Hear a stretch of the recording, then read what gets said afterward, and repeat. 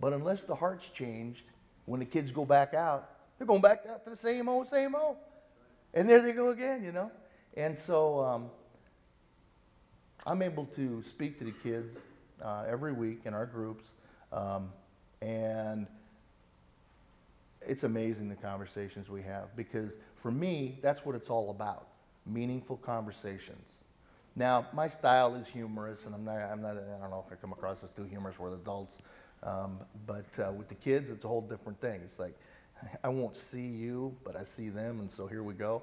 And that's good, because they need to laugh, you know, in a healthy way. And they're like, hey, maybe this guy's cool. Okay, check it out. What's he got to say? Who is this old guy with gray hair, you know? We see probably, let's see, 9 new kids in my groups every week. So there's 9 kids going, what's this about? Never done this. And most of them have never done this.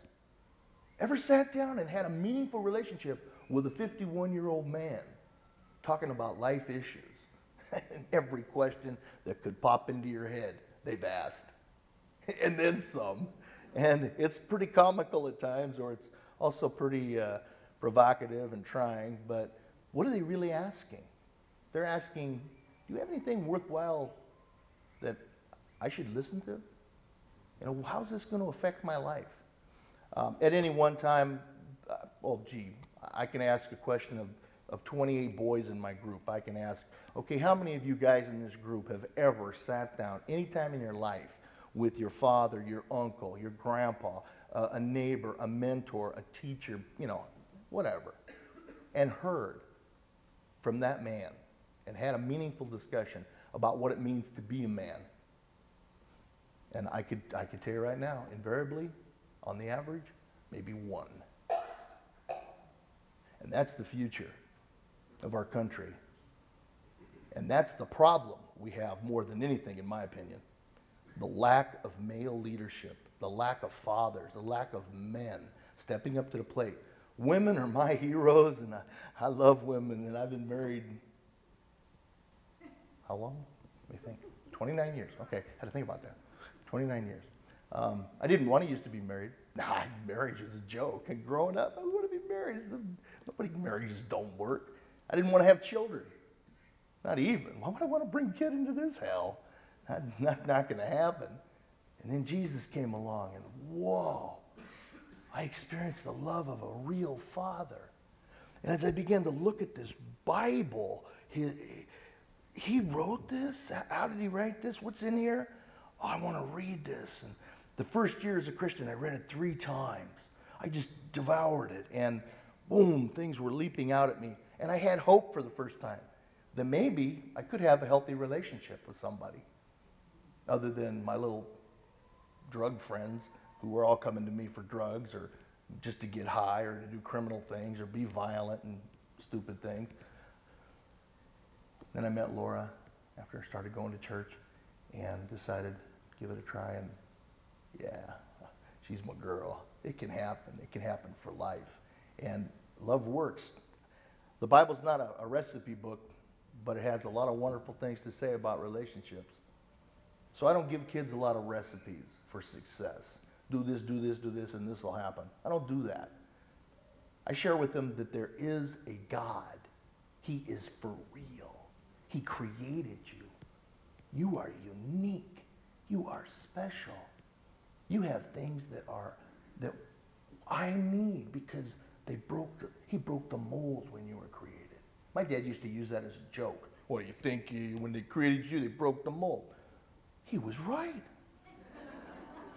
It's amazing how unique and different we are. And kids never think about that. You know, they don't believe they're creative. They don't believe, you know, well, one of the questions the kids ask often is, well, how do you love if you don't really know what that is, or you've never been loved? You know, how does that work? So we have these conversations. I can tell you a lot of stories.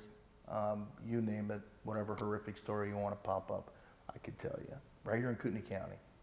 86% of the kids that get locked up in the detention center are from Kootenai County. We need more mentors, without a question. I would love to see every kid that comes through probation and diversion have a mentor. Our diversion program averages, I don't know, 500-600 kids new to the diversion program every year, just out of Kootenai County. And that's diversion. And, you know, they're not all criminals. I'd say probably 65% of the kids we have locked up in the detention center need to be locked up there for our safety and theirs. But the rest of them, not in my opinion, they don't belong there. They need some other kind of treatment. They need some other kind of attention, some alternative to being locked up in a full lockup facility. But where's the money? Where are the people who care? There's lots of creative things. It's not happening everywhere. We need to see it happen here. I'm going to definitely champion that. That's one of my goals, is to do something along those lines. It's going to take a lot of work, but it'll take a lot of us doing it. Had a girl come in to the detention center, and she came into our group one day, and there was about 16 girls, 17 girls in the group, and the girls were suddenly sharing what was on their mind. They wanted me to help process with them, and one of my female volunteers, about how, you know, how could anybody sexually molest us as kids? Because all the girls had pretty much in that group been sexually molested.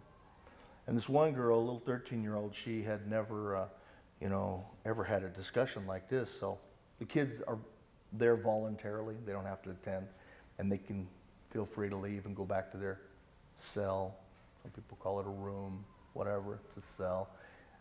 If they want and if they're uncomfortable, and I help facilitate that because they're children still.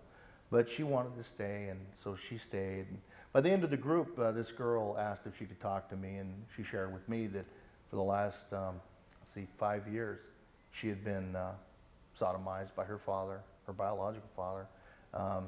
He had told her that if she ever told anybody, he'd bury her alive in the backyard, out in the dirt, and pretty much terrorize this poor girl. And I got to ask the question later on, why is this girl in a lockup facility? What did she do? Well, she ran away many times. Well, good for her. In fact, I eventually told her, keep running away. If that's what it takes, you run every time, girl. You know, we tried to help her and try and get involved. She couldn't handle it. The man was never prosecuted. Went to court for a while, and it turned into a big mess. He hates my guts. Bring it on. I'm sure there's a lot of parents who hate my guts because I tell their kids about Jesus and the truth about life, and a lot of parents don't like to hear that. This girl decided, you know what? This is what he wants. I'm going to give it to him. So from that day forward, because she went home. She went back home eventually. Couldn't shelter her for long, and the system didn't work. The system doesn't work. No matter how good it is, no matter how many programs, no matter how many wonderful people are involved, it doesn't work without Christ.